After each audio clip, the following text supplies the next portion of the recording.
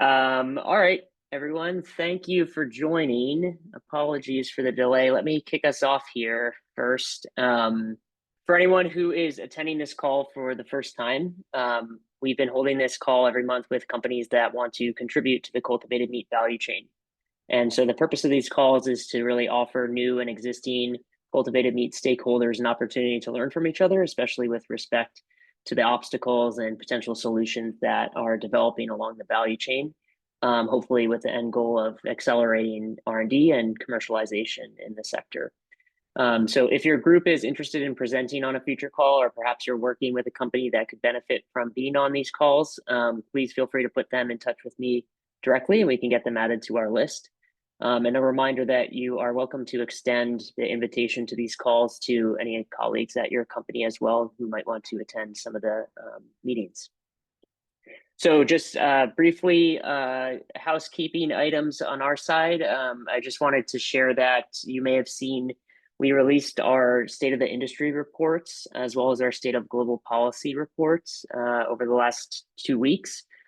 We can drop that in the chat for the one on cultivated meat in case of interest. But these are our annual sort of summarization of everything that's going on in the alternative protein sector. So hopefully those are useful resources that you might be able to use. All right, I think that's it from my side. So really pleased today to welcome Kai Linton and Sandesh Meyler from Multus Media, who are going to be sharing information about cell culture media development. So as always, feel free to drop questions in the chat throughout, and we'll also have time at the end of the presentation to get to them. Kai, am I turning it over to you? Great. Yeah, thanks, Elliot. All right. Hi, everyone. Thanks all for joining. I'm the co-founder and CEO of Multus. We're a company that develops and supplies cell culture media for the cultivated meat industry, helping companies move faster through product development, scale up, and go to market by helping improve media formulations, performance, and cost. Our main approach is to use machine learning in the optimization process. So I'm going to talk through part of the reasons why we do that and some of the recent case studies that we've been working through.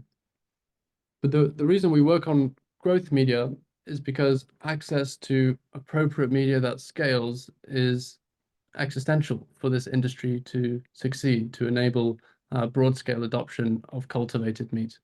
And that's because media contributes a majority of production costs, but also in the grand ambition of making a far more secure and sustainable food system, it's the growth media that contributes most of the global warming potential of cultivated meat production, and of course is where a lot of the raw materials are going to be coming from.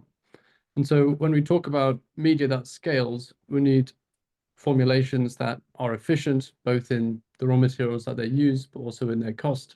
We need formulations that help cells grow productively and result in the desired functionalities, whether that be structurally through differentiation, nutritional properties, taste properties, etc.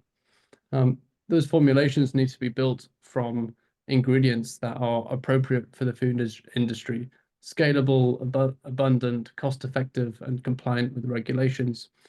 And we need the tools to rapidly develop these kind of formulations. And that's because we're working with many different cell types and applications, and many of us are startups that are working at pace to solve one of the world's biggest challenges today. And so the problem that we're solving is that media development today is often far too slow and expensive, and as a result is a blocker for many companies that are trying to develop and scale their products and bring them to market. Without access to the right kind of media, these products are at risk of failing to get to market, or once they're in the market, failing to achieve broad scale adoption. And the reason why it's so slow and expensive is because this is quite a difficult problem to solve. There's a lot of complexity in growth media. We're dealing with a high number of ingredients. If you take something like DMEM, which is a common basal media used in cultivated meat production, that's over 50 ingredients that we're trying to optimize at the same time, layer in all those components in the serum, then you're working with a high number of ingredients where conventional tools like design of experiments really quickly start to break down, and surely far too many for kind of a scientific understanding, or at least today beyond humans understanding of how all of these ingredients interact and affect cell growth across these different cell types. The second challenge is that we're working with noisy biological systems, creating data that often gets left unstructured in lab notebooks, and the data that we capture is oftentimes difficult to interpret appropriately, particularly when we're trying to balance multiple objectives. As I talked about at the start, we need formulations that grow cells quickly, they cost, they're very affordable, using ingredients that are from the food supply chain. These objectives often compete with each other. And so when we're trying to design formulations, we have to optimize for multiple things at the same time. And so companies trying to solve this problem are often using today tools that are frankly quite underpowered. Scientists in a lab running manual experiments often leads to then trial and error approaches where you can only test a few things at the same time. Our scientific understanding of all these cells and the interactions of those ingredients is very shallow. And so there's a poor mechanistic understanding of what's actually driving that desired or undesired cell behavior. And then, as I mentioned at the start, we have pretty ambitious goals and short timeframes and limited resources to solve this problem. And that puts a lot of strain on companies today. And so at Multus, we approach this problem really with an engineering mindset. At its core, it's a data optimization problem, and therefore we've invested in using robotics and AI to rapidly design and improve the media optimization process. That starts with being able to collect a lot more data. We've automated the preparation of media and the cell culture itself so that we can run over 1,000 different conditions in parallel to test different combinations of ingredients at the same time. We're collecting more data, but we're also collecting better quality data. And that's because throughout those experiments, for each condition, we're taking images very frequently alongside endpoint tests. And with those images, we're able to use AI to analyze them in real time so that we can get time series tracking of cell behavior across not just cell growth, but different morphological properties that gives us indications into the health, viability, and functionality of those cells. And so for each experiment, each condition, we're typically collecting over 1,000 times more data per formulation. And that gives us a much deeper understanding of how these formulations are affecting cell behavior, and therefore giving us a better starting point for optimization. And so with all this data, we then use different kinds of machine learning to make better decisions. Rather than trying to rationally understand what's going on, we're using the power that's available today in AI to explore the solution space, assess trade-offs between these ingredients, and design each of our experiments with our multiple objectives in mind. And this allows us to leverage our past data in the decisions that we make and select the most efficient formulations for rapid and effective optimization. And so bringing this together, we create what we call our MediOP platform, combining robotics, machine learning for data analysis and experimental design. We can run more powerful experiments, a bigger, faster experimental cycle. We can collect better data and make more integrated data analysis. And then we can use AI to improve our decision-making so that we can holistically optimize complex formulations for multiple objectives. And so I'm going to pass it over to Sandesh right now, who works extensively on one of our most recent products, Proliferum B. Over to you. Thanks, Kai. All right, so we've had a kind of high-level overview of what the Multus MediOP platform is and how we approach media optimization. I'd like to dive into a case study now to show how we would actually make media for a specific cell type. In this case, we were targeting bovine cells, so we were essentially trying to replace FBS, fetal bovine serum, with an animal component-free alternative. Costing, the target was about the same as cheap FBS or under, while sustaining 2D cell growth comparable to FBS. And the ambition really was to drive the cost down as much as we could, and also reduce the R&D development time, which is often, with traditional methods can take over 12 months. So we really wanted to drive that time down using lab automation and AI. So I'm going to walk us through how we tested in a total of over 3,000 formulations, each formulation being some combination of in this case, 30 ingredients or components that were chosen through single factor screening for this optimization. So a single formulation would be some combination of all 30 of those at a specific concentration. Having tested over 3,000 of these, we arrived at a candidate list of about 4 potential serum replacements, which we then launched as a product, Proliferum B, which is now being tested in the cultivated meat space for a variety of applications. So diving a little bit deeper into the actual AI component of this, we use Bayesian optimization to search this complex multi-component search space, solution space, which is often done using design of experiments, as Kai mentioned. Bayesian optimization is a type of active learning where a model learns from prior knowledge. So when we start with a new cell type with 30 new ingredients, the model needs somewhere to start. So the way we approach this is by the first experiment being this space filling design. If you think of a 3-ingredient search space, so here we have 3 components, the space filling design will essentially try to search that space in an unbiased way to have a good data set to start with for the AI or the model to then learn from. So once that first experiment is run, we'll collect and analyze that data.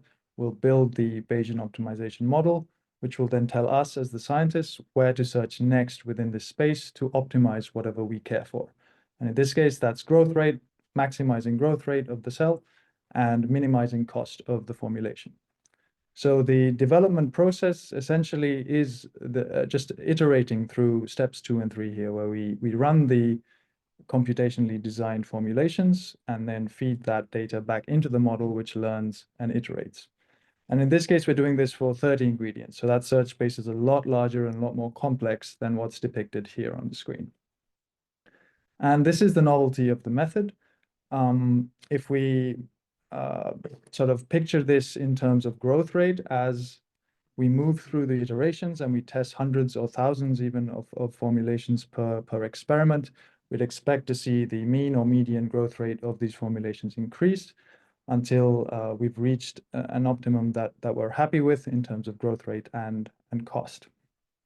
And so this is very much a solutions-focused approach, meaning that it doesn't really require an understanding of the system on the part of the scientist. It doesn't involve building, say, a response surface for a variety of factors and then manually tweaking these concentrations to try and arrive at an optimal solution.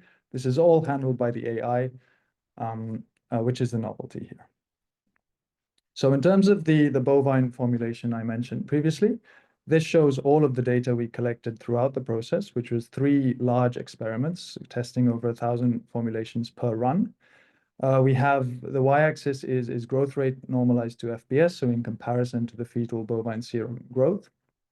The first violin plot shows the first iteration, which is that space filling design I mentioned earlier. And what we found was we saw this bimodal response where a lot of the formulations were actually growing quite poorly, but a subset of them were actually growing quite well. And then this was fed into the model. It learned from this and then told us to test a variety of other formulations in iteration 2, where we saw the mean and median growth rate slightly increase there towards the FBS target growth rate line. And then when we went to iteration 3, we saw this migration of migration at the population level of formulations upwards above FBS. And each of these dots is a formulation. So at this point, we had what could potentially be several viable serum replacements. that was growth rate. We also want to minimize costs. So now we have all of those formulations plotted here, growth rate against formulation cost, and we've bucketed the cost from $10 to $100. And what we found was that the majority of those really good high growth rate formulations were actually costing a little too much, between $50 to $100. So, however, about 300 of them were between $10 to $50. So in this case, the outliers, this is at a population level. So the outliers here represent what could be a viable serum replacement. And there were up to 300 of these that cost at a reasonable cost and still were competitive with FBS in terms of growth rate. Now 300 is quite a lot of formulations to try to scale up and validate. So this is where our liquid handlers came into use. We were able to do a multi-passage study where we probed these formulations' ability to sustain cell growth over a number of weeks. Passaging is the process where we transfer cells from one well to another when they run out of space in the previous well, so that we can actually test to see if these formulations are sustaining growth beyond a single passage. And so this experiment ran for 3 passages, and what we found was that out of this pool of 300 potential candidates, about 30 of them were actually capable of sustaining the bovine cell growth up to 3 passages. And then that's a much more manageable number to scale up to flask level and test further, which is what we did. So we started with 3,000 formulations at the high throughput level, narrowed that down to 300, where we tested multi-passage automatedly. And then 30 of those were great, and then 10 of those we scaled up in sort of a more typical classical way. And this is the results from that scale up. Here we tested up to 5 passages. On the left here, we have doubling times for a variety of bovine cell lines, as well as a mouse cell line 3T3L1, which is a pre-adipocyte. On the left, the BR1 cells, that's the cell model that we isolated in-house and we optimized the media for. The BDFs are bovine dermal fibroblasts, primary cells. The EBTRs are immortalized bovine fibroblasts from ATCC. And the iBSCs are the immortalized bovine satellite cells. So these are muscle cells from Tufts University. On the right, we have a couple of the best performing candidates in comparison to 20% FBS. So on the left, we have 10% FBS as the control, but on the right, we have 20%. And again, the performance was comparable. So given these results, we took 4 of these candidates and sort of launched them as a serum replacement product called Proliferum B, which is animal component free. And now we have some data from a bunch of labs who have tested it out. This includes early stage startups, a couple of academics, and also some later stage companies as well. So Oppo Bio is a cultivated meat cell line provider based in New Zealand.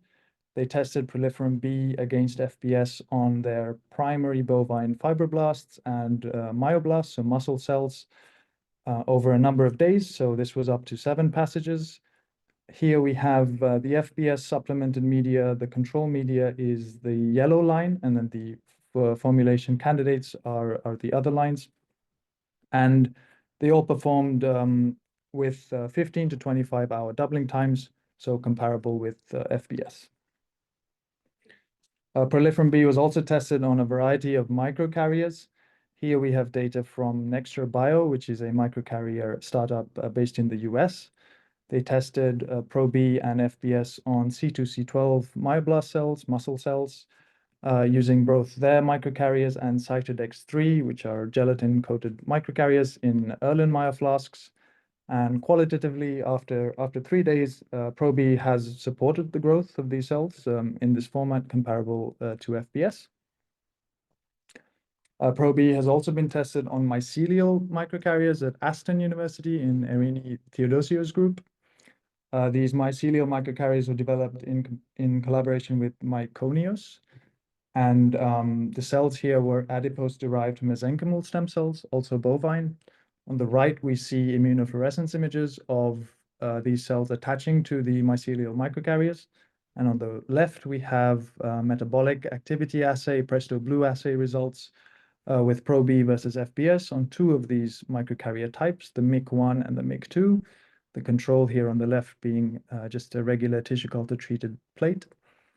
And in this case, proliferin B supported cell attachment, improved cell attachment by up to 1.4-fold, and improved cell density by nearly 3-fold in comparison to FBS.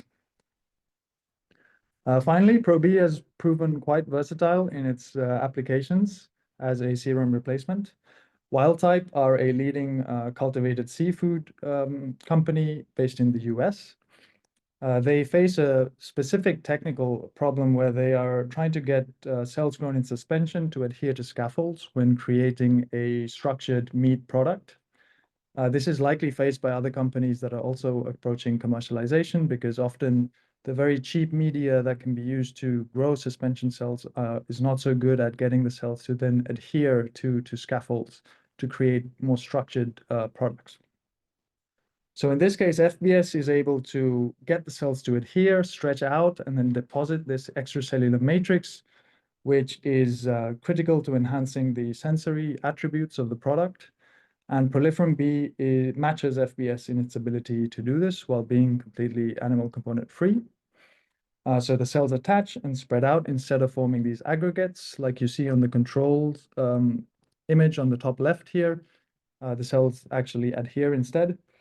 And after 7 days, there's improved viability in the FBS supplemented media as well. Pro-B supplemented media. On the bottom, we have confocal live dead staining at day 14 of this type of culture. As we can see on the right, the proliferin B supplemented media has more live green cells compared with the control. So this is really an interesting case where Pro-B is enabling the cells to really integrate with the scaffold, adhere, and then perform as well as FBS. So this is a unique application for what was intended to be a bovine serum replacement. It's helping the R&D of a salmon-based cultivated meat product. And I think it goes to show that our media development platform can create solutions to all types of problems. And often, a solution for a specific problem can perhaps also be a solution for some completely different problem as well. And with that, I will hand back to Kai. Thank you very much. So I want to talk a bit now, for the first time, on some of the recent work that we're doing for a new formulation for porcine adipocyte cells, so pig fat cells. This is a formulation that we began developing this year in January. The goal here being to, again, completely replace serum with animal component-free media, targeting growth rates over 80% of FBS. In this, considering actually a larger pool of ingredients, so over 100 ingredients that were screened in this development project, all towards driving down costs less than $20 per liter. And so I'll just talk through some of the data that we've been collecting over the past few months in the optimization process, starting in iteration 1, again, as Sandesh explained, looking quite broadly, exploring the solution space, trying to understand different trade-offs between those ingredients and combinations of ingredients. But then once this data gets fed into a machine learning model, very quickly do we start driving down costs and driving down doubling times. This is the data for iteration 2. And then by iteration 3, we have lots of formulations that are quite inexpensive and growing the cells very well in comparison to FBS. In fact, for this cell line, we have almost 200 formulations that are meeting our target goals by the 3rd iteration. But this is a product that we're trying to develop generally as a serum replacement across the cultivated meat space. And so we want to be able to optimize formulations for multiple cell types at the same time. And so the first cell line was a spontaneously immortalized porcine adipocyte. We also worked with a genetically engineered cell line and ran that same process of optimization all in parallel. With this cell line, we have almost 250 formulations after 3 iterations that are meeting our performance and cost targets. And then when we start combining these together, we can look at which of the formulations that grow both cells well enough and cost low enough to meet our goals. And so these are the formulations that work well for both cells at the same time. And we can see that we have over 100 formulations here that are over 80% FPS growth and less than $20 per liter. So we're now in the process of selecting these formulations in a similar process to Sandesh showed to refine this list to a set of 3 to 5 formulations that we'll be making available shortly in Q3. And so this will be a product alongside others that we currently manufacture and sell as Multus. We recently also launched DMEM F12 food grade. This has been work done by Julian on our team, who's in the call today, who worked very closely with collaborators and suppliers in the food and feed supply chain to completely replace all the kind of research grade and biopharma grade ingredients in DMEM F12, so that for the first time there's a 100% food grade version of this formulation. These formulations are produced in our manufacturing facility here in London. This is a fully FSSC 22000 certified facility that's an international food safety management standard, so that we can produce media suitable for regulatory approval. This space is flexible. We produce kind of small and large batches with worldwide shipping and make off-the-shelf formulations like the ones we've showed, as well as custom formulations for specific customers of ours. And so I want to thank the team that's been involved in the work so far and the data that we showed you today. I also want to thank the collaborators that kindly shared their data and agreed to showcase it here from Oppo Bio, Aston University, Nexture Bio, and Wildtype. And so I'll close there and take your questions. Thank you very much. Excellent. Thank you. Very impressive work and very clearly explained. So that was great. All right. Well, yeah, thanks again for the great presentation. Hopefully some folks will follow up with you afterwards with some additional questions and everything. Yeah, thanks again. I think next month's meeting will be canceled, and we'll pick this back up in July. So hope to see some folks there. Thanks, Elliot. Thanks for the opportunity. Thanks, everyone.